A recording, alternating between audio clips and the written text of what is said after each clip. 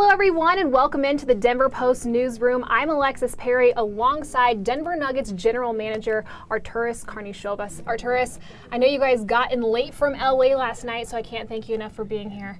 Really appreciate it. Yeah. Thanks for having me. You know, actually, since we are on Facebook Live, we do want you all to stay engaged. Send us your questions and I'll do my best to get them in as often as I can. So first off, Artūras, I have to congratulate you on your promotion from assistant GM to general manager. Thank you. Yes, yes. I know you had the same opportunity presented by the Milwaukee Bucks to take on their GM role, but instead you decided to stay in Denver. Why did you want to stick around?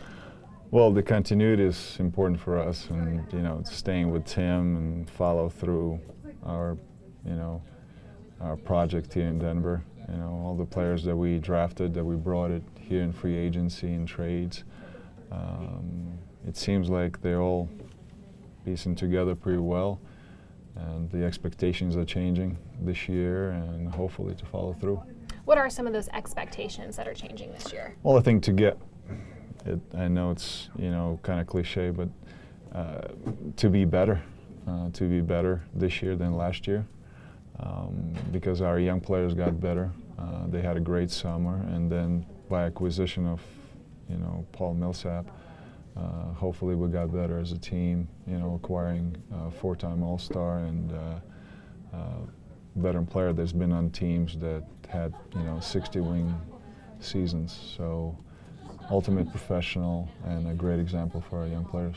Talk about the acquisition of Paul Millsap. I know one of our favorite Broncos, Brandon Marshall, actually played a little bit of a role in that, but how tough was it to get a big name guy like that in here? Well, it is tough, and it's hard to predict. You taking the best shot at it, and we went for the interview to Atlanta and put together this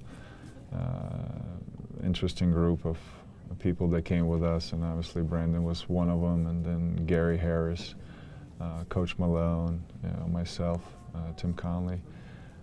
So, we presented, we were honest, and we were very excited, and what we would look like if we had Paul Millsap to our young group of players. What did you tell him that the direction of this team was? I think we improving every day, and we just kind of missing a player in the locker room, and obviously they can still play on an all-star level, which he's coming off the all-star year. Ultimate professional and great example for our guys, and that's why we did try to go after a couple of players in the past that have done it. And can be in the locker room saying that, hey, I've been there.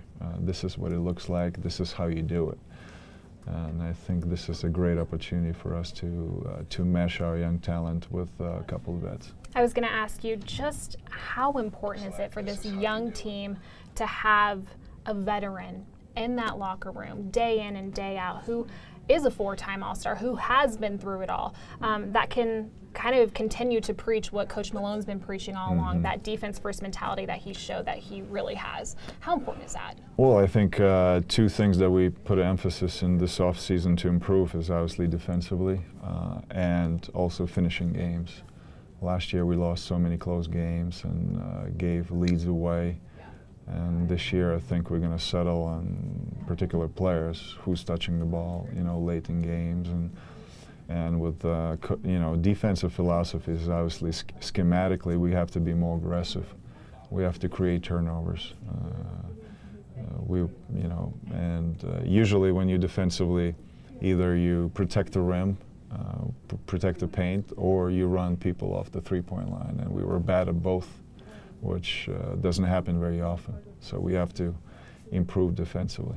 Right now, do you guys have players in place to help you improve defensively, or are you still missing a guy or two? I think we do. I think we do. I think Gary's probably our best defender on the perimeter, and Paul is going to give us a little leverage now.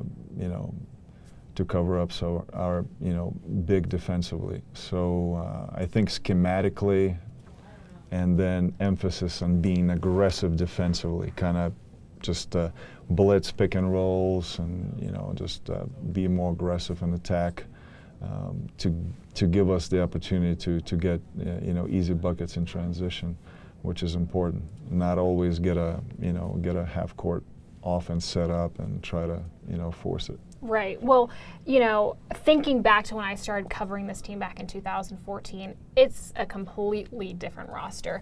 Other than Millsap, talk about some of the other acquisitions and some of the other young, fresh talent that we can be excited about this year. Well, and I think in preseason, if anybody watched, 3 games that we had glimpses of, obviously, Paul Millsap showing, third quarter in Golden State with 16 points. Then we had, we watched Gary Harris against the Lakers, his second game. He was great. I think through all this process, I think Emmanuel played very well, and Jamal. So it's going to be interesting battle there in the point guard position. As well as, Nikola had also flashes in games. He still is one of our playmakers and almost one of the point guards that creates our offense, and we're going to feed off him offensively. Also, the acquisitions that we got Trey Lyles in the trade. He showed some good play even last night. Kenneth was terrific yesterday off the bench, and so it's still work in progress. And again, the guy that I forgot to mention is Mason. Mason was a beast yesterday, so he was a huge signing for us because he's such a unique player in our roster that can, if we're looking for defense, he's our rim protector. Right. He's our big, he's our rebounder, rim-to-rim runner. He's one of the guys that runs the floor very well. So, and is a good passer. Yesterday almost recorded triple-double. So we have a lot of good players. We just have to figure out now rotations and roles. Well, speaking of rotations and Mason Plumlee and Jokic, Plumlee will relieve Jokic quite a bit, but how important was it for you guys to find somebody who can fill those shoes seamlessly, those shoes of Jokic? Well, that's the thing. You either go away from the way you play and say, I want a big that brings some different characteristics, or the one that actually also is a good passer, high IQ guy, but at the same time he also gives you some defensive component and toughness and physicality. So it's important, especially when when we didn't have Mason. You look at our roster and you say, well, besides Nikola, we don't have a center. Right. So he was a huge signing for us and a big part of this team. Well, you mentioned the starting point guard battle between Jamal Murray and Emmanuel Mudiay. And even Jameer Nelson, I mean, he's a veteran guy. Obviously, he's dealing with that toe injury right now. But can you give us some insight into that battle? Well, the insight that everybody's going to find out on October 18th who's going to start. That's a question, but that's the point of this training camp. We didn't want to give positions to players. We wanted them to earn it. So I think it's a healthy competition right now, and we have a lot of talent in that position. And Jameer, who's done it for a long time, and Jamal is 20 years old, Emmanuel is 21, so there's a lot of youth there. But those are talented players that in preseason looks like they're trying to figure it out, and it's working so far. What does Jamal bring to the floor that maybe Emmanuel doesn't, or vice versa? Well, Jamal, the perception of Jamal is that he's this shooting guard that is trying to play point guard position, which is he all his life he played point guard position. He was able to score, but in Kentucky he was forced to get minutes at the shooting guard position. So it's more we watched those players for a long time, and we know their tendencies, and I think he can play point guard position as well. He's a good shooter and he can score the ball easily.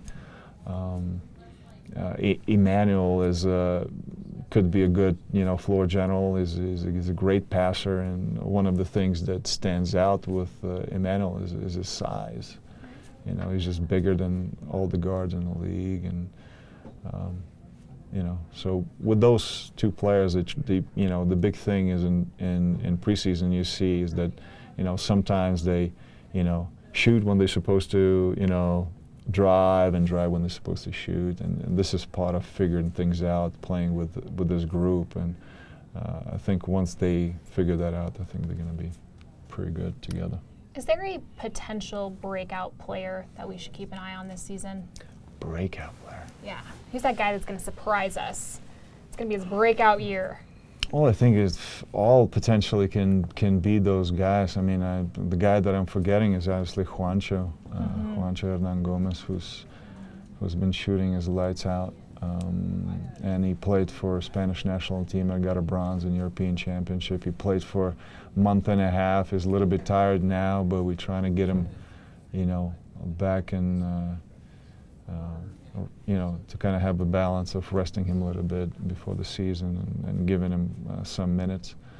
I don't know. I mean, so you got a lot of players. Nikola for the first time is coming into season with expectations. I mean, last year we didn't expect anything. He comes out with 16, 10, and 5 for the year and becoming such a vocal point of our offense. That has been #1 since December 15th. So I think for all our guys, the adjustment, level of adjustment has to be, Jamal is, now is going to be healthy. He played 82 games, most from our team with 2 hernia, sports hernia. So, right. Emmanuel didn't play that much at the end of the season, so that's going to be, wait and see, how he's going to be in a rotation. So, Wilson is going to be now a starter. So, Paul is coming in a new team and, still trying to figure it out, playing with players and their tendencies and how they can play together. So there's a lot of going on. Yeah. So to say a particular player, it's hard to say. You mentioned that there weren't any expectations for Jokic last year, but what are maybe some of those expectations heading into this year for him? Well, he made it easier last year. We kind of found our identity last year with him, and even right now when we're looking for players, he kind of defines, and the way we play offense, all our offense is about ball movement, cutting, constantly, looking for cutters and looking to move the ball as much as possible. And don't hold the ball, 3-4 seconds each player. Either shoot, pass, or drive right away. So, he kind of gave us identity and, kind of offensive leadership that I would say, is a unbelievable passer. Players like to play with him, and so the expectations this year is obviously everybody's ranking him, and all the players obviously read the stuff on Twitter and all this stuff. But the expectations are definitely higher. So we'll see how we can handle that. Is it safe to say you guys are building this franchise around him? I would say so. Yeah, he's a huge part of what we're doing here, and we emphasize on continuity. We try to keep those players that we select, and we try to keep those players for a long time. And hopefully at one point we're going to arrive that we are very consistently a competitive team in the playoffs. Ernestas from Facebook wants to know if the team will make the playoffs this year. We hope. Right. Those are the expectations. We're trying to be better. We're kind of struggling to get on, to kind of name the number of wins that will get us to the playoffs. Right. Every year's different. But again, the West is so strong. However, there were a lot of changes as well, and those players are trying to get used to their teams and their teammates. There's a lot of movement in rosters, and it's not always, the the talent. There's also a team play, so it'll take time also for them to gel. So we're hoping for that. But for us, in order to win games, we're going to have to do small things, from front office, coaches, players, training staff. We're going to have to, again, little things, sprint back on defense, value the ball. Again, one of the things in preseason we saw that because of such a rapid movement of ball, we turned the ball over a little bit too much to kind of minimize that, because those turnovers usually turn into points for the opposite team. So we're aware of that. Levi on Facebook is wondering what you do to stay active. He said that you are in great shape. Quote, great shape. Well, I'm trying to stay in shape, through just exercising, weightlifting, and, a little bit of mixed martial arts training, and that's my cardio part of training. So until my body allows, I'm trying to move as much as possible. I mean, I go for a run, I go, do the steps in Castle Rock, I, go to Red Rocks, whatever works. MMA though? Yeah. Really? It was just a passion. Do you get Tim Gelt from PR in there? Maybe? Sparring partner, maybe? I feel like Tim could take a hit. Yeah, that would be interesting. Maybe? No, it's been my passion, and and actually in our family as well, my wife as well. Awesome. So again, I'm getting old, so until my body allows for me to exercise as much as I'm exercising now, I'll keep on doing it. Awesome. Okay, we got Kobe Valdez who wants to know, what are the chances Torrent Craig can be a legit small forward off the bench and get 15 minutes a game? I think this is a process for Torrey. He's now a two-way player, and we can bring him here only max 45 days. He's going to spend a huge amount of time in G League and work on his game there. I think Tim was mentioning in one of the interviews that Torrey could be our best defender. He can defend from 1-4, and he can make a 3. So I think there's a spot in NBA for players that can defend multiple positions and can make a 3-ball. So I think he's, I don't want to, jump ahead of myself, but I think he's going to be an NBA player, and but we're just going to let that process work it out for him. For now, as a two-way player. John Myers wants to know, how will the Nuggets manage the logjam of players at power and small forward? Well, multiple teams say, well, you have a problem. You have too many good players. Sounds like depth to me. Exactly. So I'll take that problem any day. And we have a lot of talent. We just have to figure out how to use them and how to play them. And, I think we will. Okay, last but not least, it's the 50th anniversary season. So obviously what happens on the floor this year is, just like any year, a big deal. But now that you guys will have the opportunity to look back to the past 50 years of Nuggets basketball, how cool is it to be able to enjoy this celebration throughout the season? Well, the celebration, and then with celebration that is planned, on the 21st with, ex-players, I think it's important to, point out your history and respect the players that were here before us. And, it's been, it's been a long time for a franchise, and I think now this is the season to be a fan of Denver Nuggets. I think it just smashes in terms of 50th anniversary. It's the team is coming all together.